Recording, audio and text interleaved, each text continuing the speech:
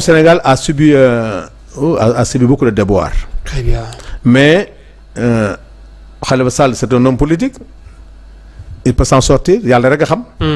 mais li ma gëm mooy Barth bokkuñu xalaat bokkuñu vision. est-ce que du poids bi mu koy teggil itam ndax ñu bëri ñu ngi doon wax naan Khalifa bu yàqulee Barth la à travers ci ay discours am wala ci ni mu doon doxalee tout le temps. li ma gëm nag Khalifa ak Barth bokkuñu même discours. oui bokkuñu tempérament. yàlla nag mun na boole ay nit. yu bokkul tempérament. man suma tempérament du tempéré Barth tempérament du Barth xam Khalifa c'est un homme très posé. très lucide. Barth effectivement tempérament beneen tempérament la bon il y a certains comme tu le dis qui pensent que ne Barth a été un poids par rapport à Khalifa. mais bu ko nekkee xëy na Khalifa aussi daf ko nangu. xëy na Khalifa daf ko nangu aussi. très bien bon am na problème amul problème man du lu bees ci man. parce que man lii gis naa ko wax naa ko yàgg na. xamoon naa ne séparation am na maintenant xëy na dañ ko door a formaliser. mais man gëm naa ne depuis les législatives gisoon naa ne vraiment séparation am na. très bien gis naa une volonté des amis de Barth ou des amis de Khalifa je sais pas mais man daal gisoon naa ne séparation am na ba pare. façon bi ñu demee élection législative baaxul man bu ñu ma toppoon tey taxawu Sénégal du egg fii. très bien 0 député mairie yi yàlla rek nga xam mairie Dakar dans les prochains jours xaw ma comment ça va se passer. est-ce que taxaw va conserver ne va pas conserver yàlla rek a xam c'est-à-dire que ne le mal est très profond mais j'ai confiance à tous ces hommes et femmes qui sont là-bas xëy na ils trouveront le moyen de voir comment rebondir dans la recomposition des partis politiques. très bien mais en tant que structure yooyu moom. gëmatuma ay partis benn ñaar juróomi nit yooyu moom c'est fini.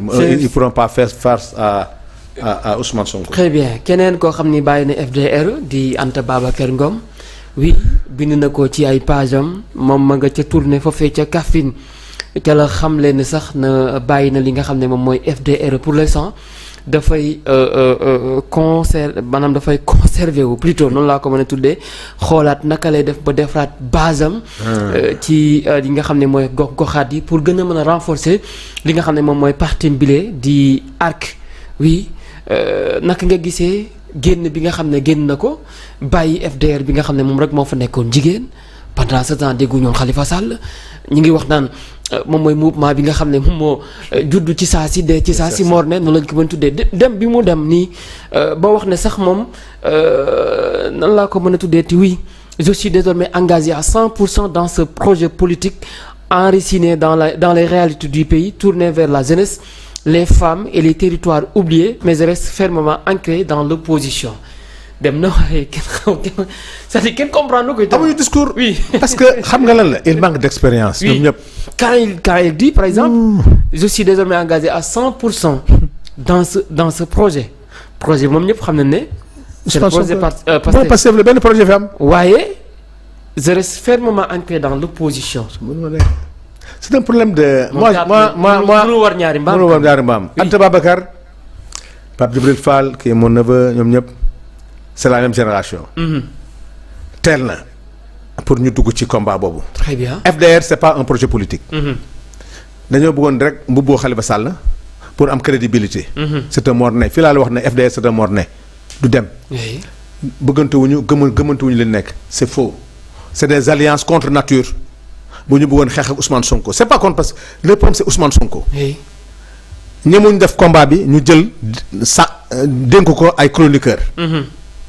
ñooñu ñoo doon porter combat bi mais FDR n'est pas un projet politique n'est pas structuré ñi ko seqoon wax dëgg yàlla Khalifa Sall nañu bëggoon jël rek def ko mu jël seen crédibilité. mais Anta Babacar ak yooyu franchement parler man defe naa ne li mu def nii. xëy na dina defaraat communication ba xam fan la jëm. mais li mu wax ni moom wax dëgg yàlla moom rek moo ko mën a expliquer mais gëm naa ne yoon bi ñu ko bëggoon dugal parce que Sénégal nag boo door a jóg gars yi dina la yëkkati de. mais gis nga. yaa fi ne gis nga l'endurance politique. balaa nga xam ne nga dawal 2 ans 3 ans élection amul dara amul. nga xam comment gérer des militants surtout que nee naa la militantisme amatul militantisme donc ban projet ngay porter. départ bi di nga bees sénégalais yi topp la jigéen nga xale nga tu as un bon discours background mais nag attention c'est-à-dire conservation boobu nga am. moo jafe en politique. Très bien. te temps yi sa maturité politique moo manqué ñu bëri. même grand yi nga xam sax nee nañ def nañ 20 ans dans la politique 15 ans à l'Assemblée dara pratique la woon boo xam ne c'est dépassé. C'est une nouvelle donne politique. Il faut s'adapter. Quand tu n'as pas la capacité de s'adapter à la nouvelle donne politique yaa xale bi door a juddu yéen ñaar a yem.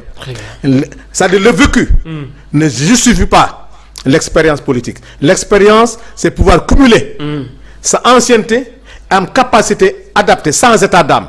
Sans état d'âme man ñoo ñuy wax yëpp dañoo am benn état d'âme dañoo am benn haine contre Ousmane Sonko ma nga xam ne du ñu am grandeur reconnaître mérite waa ji ak seen faiblesse ñoom ñaar.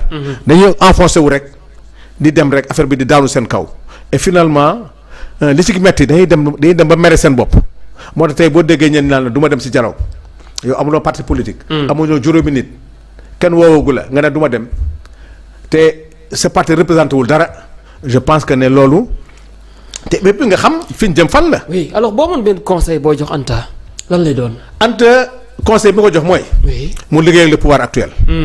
xale la am na xam-xam elle est plutôt ak papaam. dans le développement.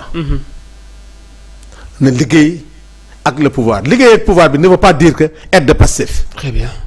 ci cadre liggéey en train de développer le Sénégal.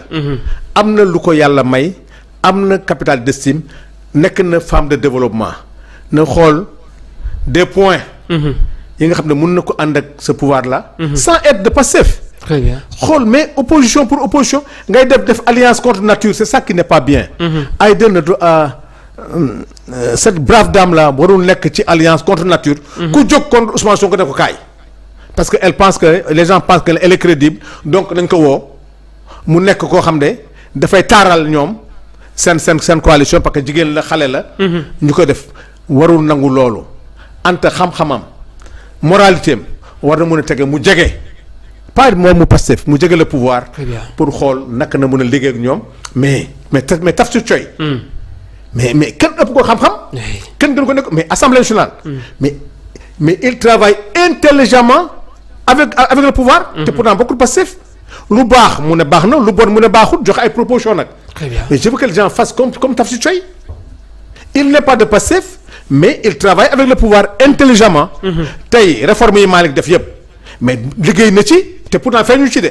très bien. amul fenn fu mu taxaw ne maa ko liggéey. te pourtant au début à la fin il est dans ce que les 13 modifications El Malick def na ko. mais ce qu'on demande. très bien. Youm def na ko. keneen def na ko donc doo Anta Babacar na génn ci gars yi ñëw accompagner le régime.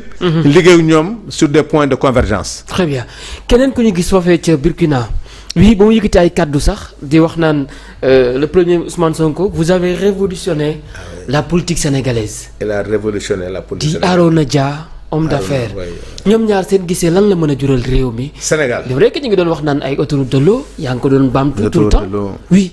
Arona est un homme de développement. très bien. Arona n'a pas besoin des sous du Sénégal. nit ko am alalam la liggéey ko ñax ko. di liggéey ak pouvoir bi fi nekk bi fi Macky Sall nekkee.